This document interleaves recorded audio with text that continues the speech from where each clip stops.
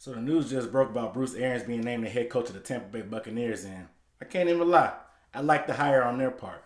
I'm Aaron Duncan here, the Necessary Bluntness Sports Talk. On this channel, I start out every video by saying, "What up, though?" This is the channel where I might not tell you what you want to hear, but I'm definitely going to tell you what you need to hear. And I give recap and analysis of the whole NFL, in particular the NFC South. So if you want to see more videos about the Bucs, Panthers, Saints, or the Falcons, go ahead and subscribe button below. Give the video a thumbs up. If you don't remember, the last we heard from Arians, he retired from the Arizona Cardinals head coaching position for health reasons. Now, I'm not going to question the legitimacy of that. I'm sure there is some stuff behind that, and maybe he did need some time off, but it's only been a little over a year, and he did a year commentating for CBS in the booth, and I'm not going to lie, it wasn't great. I'm not going to talk too much trash because Arians is one of my favorite coaches in the league, and I'm happy to have him back on the sideline. The only disappointment I have is we can't get Gruden off the sideline and back into the booth to save Monday Night Football and to save the Oakland Raiders. But we've seen this story before. A guy like him saying that he'd only come back for the Browns head coaching position, ended up coming back for the Buccaneers, and it is what it is. Coaches do this all the time. We saw this in the college level with Urban Meyer. We know when the stuff was about to hit the fan in Florida that he took some time off, did a year for ESPN, made a little check, still stayed relevant in the game, came back and took the Ohio State position, the better position that was available, and it's all history from there. Now, we all know what the million-dollar question is when it comes to the Tampa Bay Buccaneers, and this was the ultimate downfall of Dirk Koetter. Can you get Jameis Winston's career together?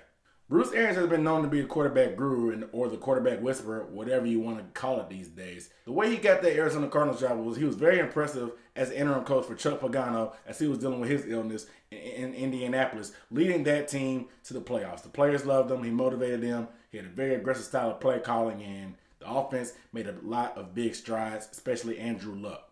But as Bruce Arians became the head coach of the Arizona Cardinals, a lot of people don't remember the risky move that Bruce Arians made in the beginning. He went to the deepest, darkest depths, the pits, the trenches of the NFL, a dark, mystical place that's cold, where not too much light happens, where careers go to die. He went and got Carson Palmer from the Oakland Raiders.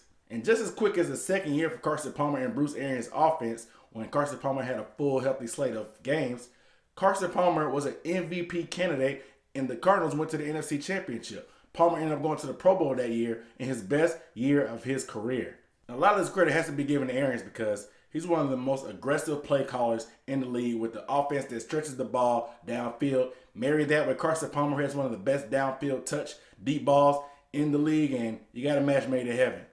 Bruce Arians' famous catchphrase of "no risk it, no biscuit" has a lot to do with him taking shots down the field with his quarterbacks that play. The irony, this is the model that Jameis Winston is tending to live by in his reckless career on and off the field. Another bright side is the coaching staff that Bruce Arians will bring with him. Todd Bowles had been fired from the Jets after he got that position from being an outstanding defensive coordinator for the Cardinals under Arians, and he will be returning to the sidelines with Arians to coach the defense for the Bucs. Now, the defense for the Bucs has been an area of concern for a very long time. We know that these guys have been pretty putrid for the past few years, and even with the influx of talent they got last year, they were still inconsistent. Yes, after firing Mike Smith, they made some improvements, but it still wasn't good enough, and they had a lot of injuries down the stretch that really hampered them. Todd Bowles is a very aggressive play calling style also. He shows a lot of different looks, very exotic. He works well with young players. He had a very young defense when he first got to New York with the Jets, and he developed some pretty good DBs and linebackers in his system. Fortunately, the downfall of his career, just like the previous Jets coach, was not having a quarterback to be able to produce on the offensive side of the ball, and when he finally did get one, his time just pretty much ran out. There's also rumors floating around that Arians still may not be coaching long, just in case his health starts to give him more trouble. And Bowles could pretty much be the successor to step into it and leave everybody else in place. Arians also said on the Rich Eisen show that he doesn't see himself calling plays because that puts a lot more stress on his body that could damper his health and give him extra concerns that he doesn't really want to do if he does come back. So he brought in Byron Leftwich, the former NFL quarterback who called plays for a little bit in Arizona. Arians brought in Byron Leftwich to come as the quarterback's coach and passing game coordinator, as he was the former play caller in Arizona before their whole staff got fired. If you remember Byron Leftwich, it wasn't too long ago that he was handing the ball off to Maurice Jones-Drew in the playoffs. However, he's on the sidelines now. He's calling plays. We'll see what happens on that front and how he'll do in his job there.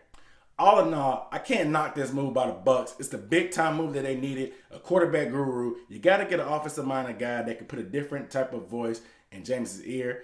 Arians is a very likable players coach. He's cool. He's one of the coolest coaches in the NFL. He wears that Kango on the sideline all the time, and I'm ready to see him get back into the NFL. And the game is a lot more fun when you have a guy like him calling plays, throwing the ball deep downfield. And can he revive Jameis' career? That will be the telltale. Jameis has one more year on his fifth-year option before the Bucs have to make a decision to sign him. If Bruce Arians can correct the mistakes that Jameis has been making his whole career, Jameis will owe him probably commission on the contract he will get, because the Bucs, they took a chance on him, bringing him back for one more year, and they're hoping that Arians can right the wrongs. You guys let me know down below in the comments what you thought about the hiring of Bruce Arians for the Bucs. Do you think it's a good fit? Do you like it? Do you love it? Do you hate it? Let me know down below in the comments. Make sure you guys also subscribe so you don't miss any videos.